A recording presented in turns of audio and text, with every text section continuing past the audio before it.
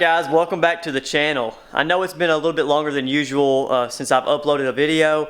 I really haven't done any work since I got back from Classic Hondas on the Dragon. I think I got burned out a little bit. I was kind of rushing through some projects. You saw the hood, how it turned out. It looks pretty good from this distance, but when you get up on it, there's a lot of flaws in it. I'm going to redo the clear coat on that hood. I don't think I would be happy with it if I put it on the car as is, because honestly the hood that's on the car now is in great shape, and I really hate pulling that off and putting on a hood that's in worse condition just because it's got the ZC bump on it. So I am going to be doing a couple small projects on the black CRX today that I've been kind of putting off. But before I get into those, I'm going to jump over here to a product that I've got I want to show you.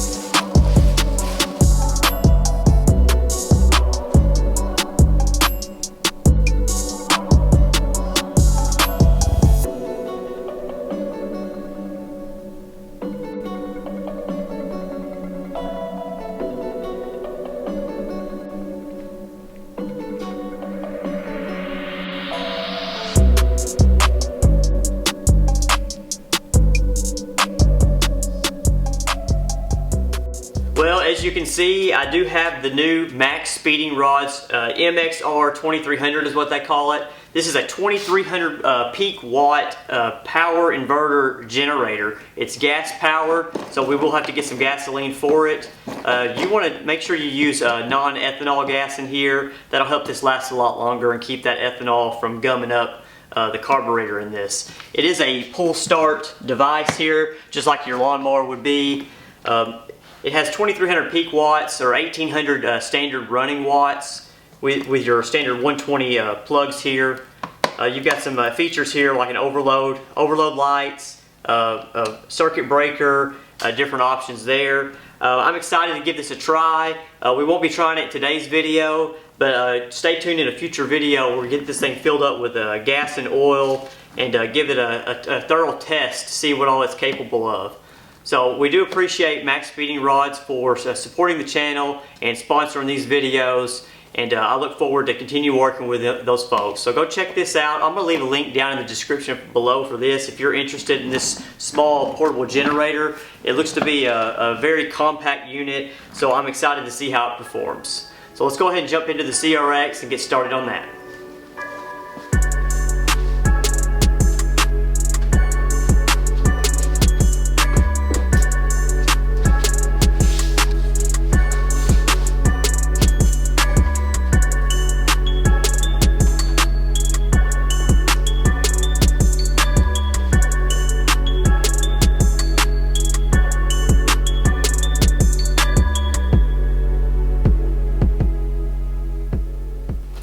Alright, I'm not sure if you can tell, but this headlight on the car actually has some cloudiness going on with the chrome that's inside the headlight. It's very minor, but I'm striving for perfection on the car. I really don't expect the car to be ever perfect, but if there's any way I can improve small things here and there to help the overall appearance, I'm going to do it. So I did pick up some extra ZC or EF7 European single bulb glass headlights for the rebuild project. Well, it just so happens the same headlights I have on this car and the ones that I got for the rebuild are actually in better condition.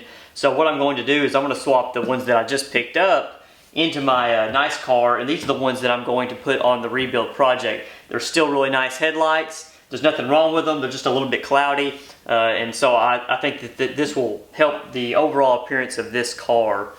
So let's go ahead and get this bumper pulled off so we can get this headlight swapped out, and then we're going to move to the passenger headlight as well and swap it out because it needs some adjustment. It's sitting a little bit lower, as you can see here in the video clip. It's just maybe a 1/4 inch lower than the corner light, so I do need to make some adjustments on it. And the top of the headlight, one of the bolt holes is actually stripped out, so I'm going to go ahead and just swap it out with the ones that I just picked up recently. So let's get started.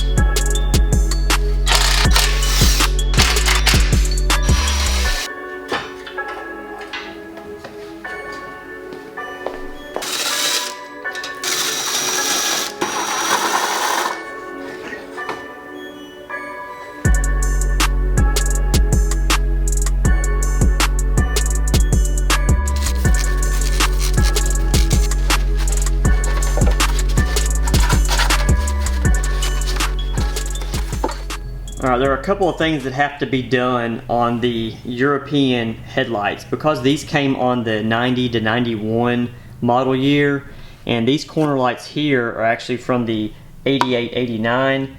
You actually have to do a little bit of trimming here. This piece here will not fit with the way the corner light slides in. It's supposed to have a slot, but this does not have the slot. Your options are to cut this off and just let this hang and maybe drill a hole and zip tie it or fasten it to this somehow.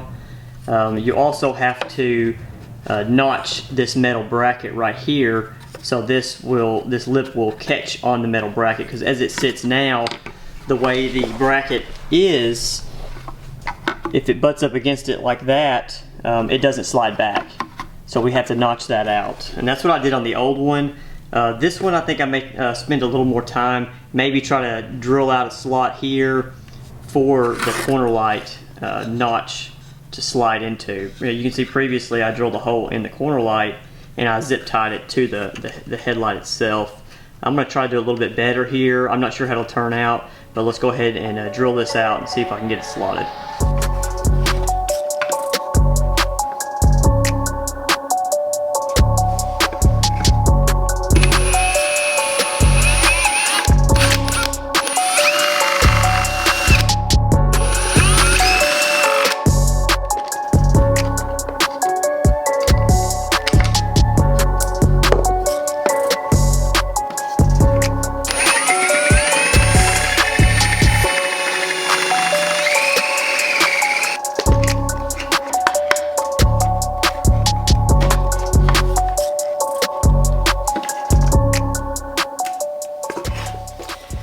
Okay, here's the uncut bracket off of the headlight that we're going to be putting on the car, and this is actually the right side bracket that I notched out that I actually had on the car. So what I can do here is just line these up, and then I will mark this cut and then just notch this one out and give it a coat of paint.